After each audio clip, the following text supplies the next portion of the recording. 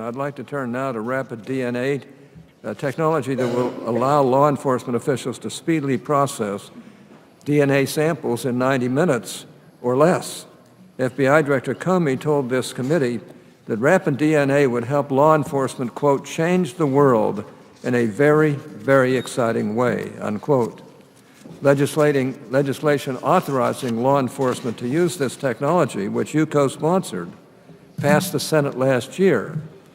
I was disappointed, however, that it got tied up with criminal justice reform efforts in the House. Now, I have two questions.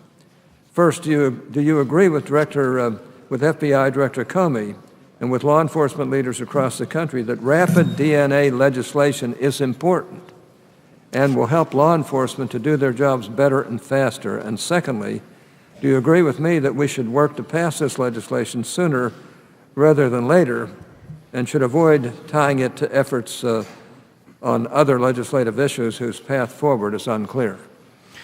Mr. Chairman, rapid DNA analysis is a hugely important issue for the whole American criminal justice system. It presents tremendous opportunities to solve crimes in an effective way and can produce justice because it is a kind of thing that you can't fake or mislead. So I am very strongly in favor of that.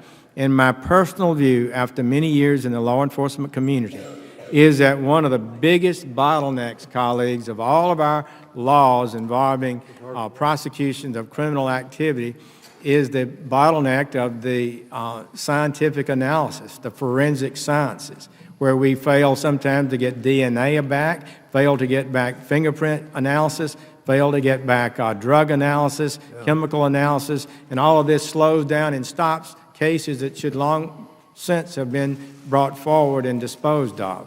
Okay.